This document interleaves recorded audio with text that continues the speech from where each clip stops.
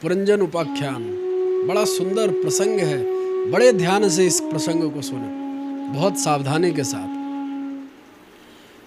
दो मित्र था, एक का नाम था पुरंजन और एक का नाम था अवज्ञात। अवज्ञात नामक मित्र और पुरंजन ये दोनों साथ साथ रहता था।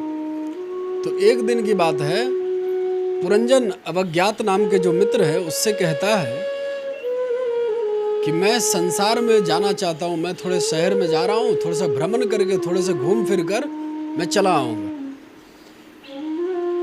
थोड़ा घूमने के का मन मेरा हो रहा है, तो थोड़ा सा मैं घूमने के लिए जा रहा हूँ, भ्रमण के लिए मैं जाना चाहता हूँ। तो अवज्ञात जो मित्र हैं पुरंजन के, वो मित्र कहते हैं कि कहाँ संसार में यूं ही भटकोगे, कितना अच्छा मेरे साथ यहाँ हम दोनों साथ रहते हैं, बड़े आनंद पूर्वक यहीं हमारे साथ यहीं रहो, संसार में कहाँ जाओगे भटकने, कहाँ घूमने भ्रमण करने जाओगे।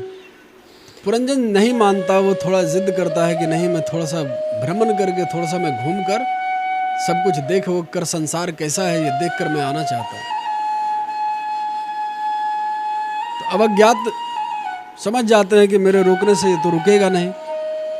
वो बोलते हैं कि ठीक है, जाओ तुम संसार देख कर, मैं तुम्हारा इसी जगह यहीं पर इंतजार करूंगा, तुम सब कुछ देख कर भ्रमण कर कर यहीं पे आ जाना। पुरंजन वहाँ से चलता है संसार की ओर घूमने के लिए। वो भ्रमण करते करते करते करते एक जगह पे आता है, वहाँ पे देखता है कि बड़ी सुंदर नगरी है, बहुत सुंदर।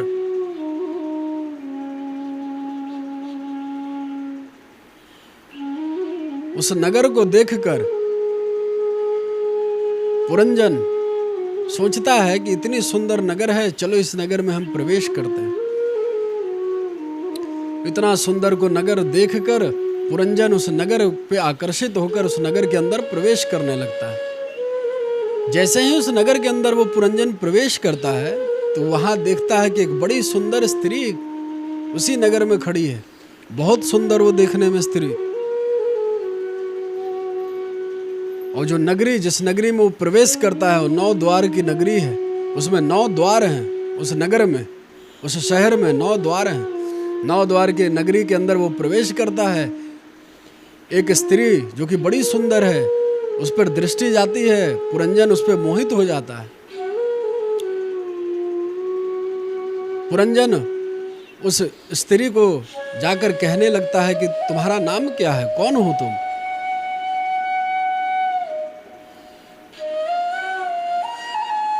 पुरंजनी बोलती है कि मेरा नाम मुझे नहीं मालूम, मैं कौन हूँ ये भी मुझे नहीं पता, लेकिन मैं इसी नगर में रहती हूँ, यही हमेशा से मैं यहीं रहती हूँ।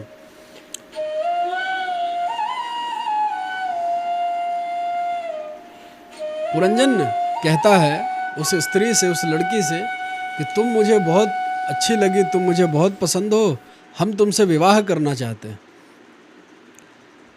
वो स्त्री है, वो कहती है कि मुझे भी तुम बहुत अच्छे लगे, मैं भी तुमसे विवाह करना चाहती हूँ।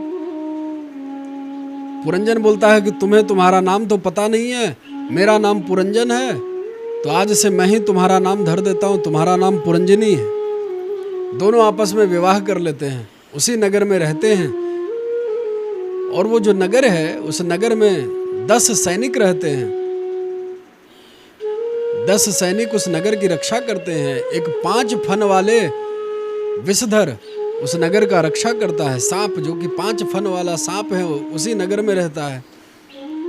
ये 10 सैनिक और 5 फन वाले सांप मिलकर उस नगर की रक्षा करते हैं। दोनों साथ में यूं ही रहते रहते एक दिन समय व्यतीत होते रहता है। दोनों अपना जिंदगी में व्यस्त हो जाते हैं, उनका जीवन इसी प्रकार चलते रहता है। एक दिन एक जरा नाम का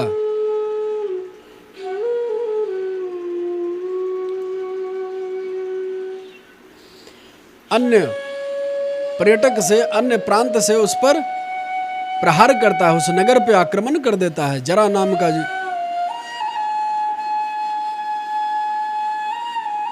तो जैसे ही उस नगर पे आक्रमण करता है वो जरा, पुरंजन को ये बात पता चलती है।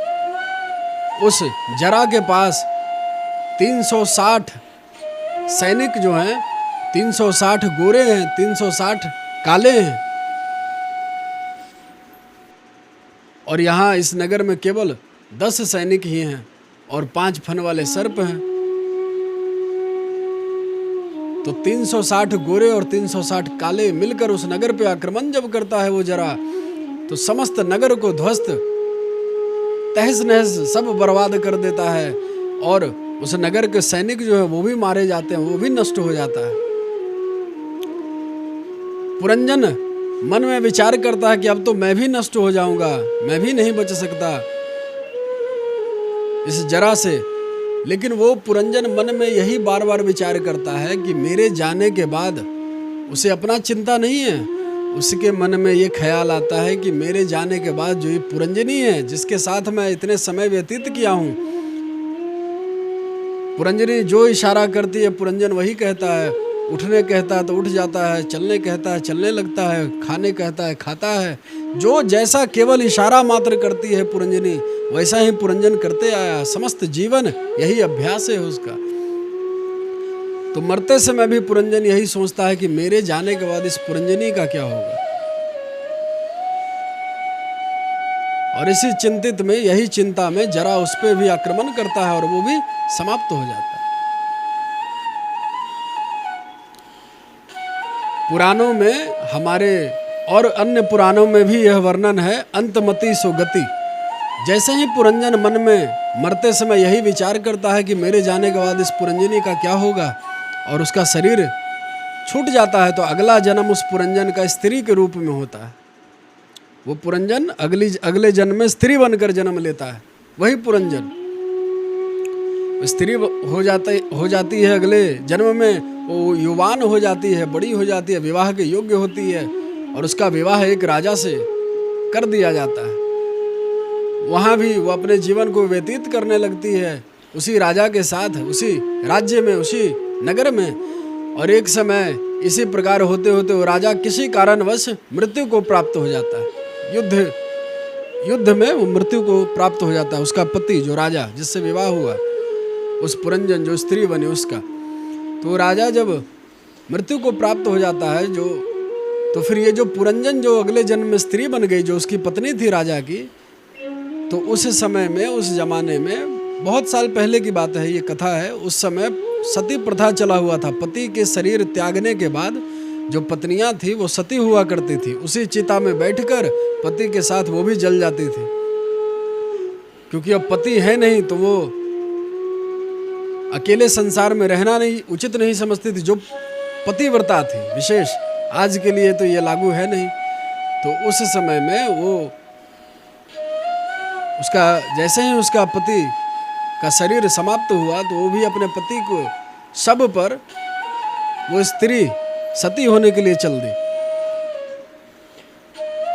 पति के चिता पे जैसे ही वो बैठ रही थी वही सती होने जा रही थी वो स्त्री। उसी समय जो मित्र था, अवज्ञात नाम का जो मित्र था, जो पुरंजन बोल कर गया था जिससे कि मैं नगर भ्रमण करके आता हूँ, विश्व भ्रमण करने जा रहा हूँ, वही अवज्ञात नाम का मित्र वही चिता के पास पहुँच जाता है और उस स्त्री से कहने लगता है कि अरे मित्र, ये क्या कर रहे हो, ये क्या करने जा रहे हो, तुम चिता में अपने आप को समाप्त क्यों कर रहे हो, तुम मेरे मित्र पुरंजन हो। तो स्त्री बहुत क्रोध करती है, क्योंकि वो पतिव्रता स्त्री रहती है, उसे तो पिछले जन्म का कुछ भी ज्ञात नहीं, कुछ भी पता नहीं होता है कि मैं कौन थी।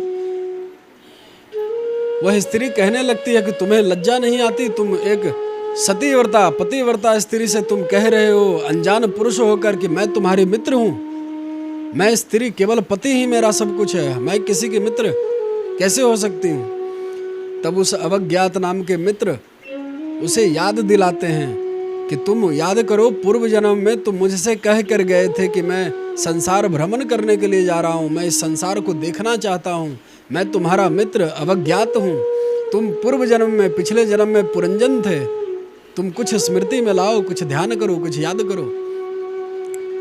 इस प्रकार जब उस अवज्ञात नाम के मित्र बार बार जब उस स्त्री से कहते हैं तो उस स्त्री को अचानक ध्यान आता है कि अरे मैं तो पूर्व जन्म में पुरंजन था और इस नगर को भ्रमण करने को चला था, संसार को देखने के सुनने के केवल माध्यम से मैं चला था और इतना कुछ घटना मेरे साथ घटित हो गई। वो तुरंत उस चिता से हटकर अपने मित्र अवज्ञात के पास चली जाती है और सदा सदा को प्रसन्न हो जाती है। उस अवज्ञात नाम के मित्र से मिलने पर सारे जो दुख थे पति के मरने का, इतने जन्म भटकने का, वो सब समाप्त होकर अवज्ञात नाम के मित्र के साथ उसी लोक को वापस चली जाती है। वहाँ सदा सदा को आनंद में डूब जाती है, अपने मित्र के साथ ही रहने लगती है पहले के जैसे। इस कथा का अभिप्राय यह है, यह कथा करने की अभिप्राय, इसका मतलब ये हुआ कि वो जो पुरंजन है वो कोई और नहीं, हम ही हैं, हम लोग ही वो पुरंजन हैं। वो अवज्ञात नाम के जो मित्र हैं वही परमात्मा भगवान श्री कृष्ण हैं। वही परमात्मा अवज्ञात नाम के मित्र हैं। हम लोगों ने इस संसार में चले थे भ्रमण करने, उस परमात्मा से कहकर, परमात्मा बोले थे कि संसार को देखकर समझकर मेरे पास लौट कर आ जाना। नव द्वारों की जो नगरी है जो हमें इतनी सुंदर लगी, वो हमारा यह शरीर है। हमारे शरीर में जितने द्वार हैं, छिद्र हैं, वो सब 9 द्वारों की नगरी इसी को बताई गई है। और वो पुरंजनी और कोई नहीं, हमारी जो बुद्धि है यही वो पुरंजनी है। बुद्धि जैसे कहती है हमारा मन वैसा ही करता है, हमारी आत्मा, हमारा शरीर वैसा ही वर्क करते हैं। केवल इशारा करती है बुद्धि, उसी प्रकार उठना बैठना सोना खाना सब उसी प्रकार करते हैं। इस बुद्धि के गुलाम बन गए हैं। 5 फन वाले वो सर्प हमारे वो 5 प्राण हैं। जो हम जब सोते हैं गहरी नींद में तो 5 प्राण जो हैं वो कभी नहीं सोते, हमारी श्वासें चलते रहती हैं। इस प्रकार के 5 प्राण हैं, वो सदा गहरी निद्रा में भी चलते रहते हैं। 10 प्रकार का जो सैनिक है वो 5 ज्ञान इंद्रिय, 5 कर्म इंद्रिय हैं। जो जरा नाम के जो आक्रमण करता है उस नगर पे और पुरंजन पे, वो और कोई नहीं, वो वृद्धा अवस्था है। जब बुढ़ापा आता है तो बुढ़ापा को ही जरा कहते हैं। वही बुढ़ापा आक्रमण कर देता है इस शरीर पे। और 360 गोरे 360 काले ये जो सैनिक हैं, ये दिन और रात हैं। 360 दिन और 360 रात्रि ये व्यतीत होते चले जाते हैं और हम सब जरा की ओर, बुढ़ापा की ओर बढ़ते चले जाते हैं। और हमें पता ही नहीं चलता कब उस जरा ने हम लोगों पे आक्रमण किया। हमें हमारा बर्थडे डेट तो पता है, मैरिज डेट, एनिवर्सरी डेट पता है, लेकिन कब बूढ़ा होना शुरू हो गए, कब बुढ़ापे ने हमें घेरा, ये डेट किसी को नहीं पता।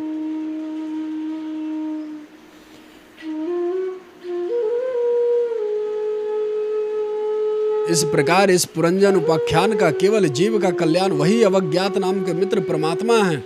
जब यह जीव, यह पुरंजन नाम का जो जीव है, ये जब अवज्ञात नाम के मित्र से मिल जाता है, एकत्व हो जाता है, तो सदा सदा को आनंद सागर में डूब जाता है, सदा को आनंदित हो जाता है।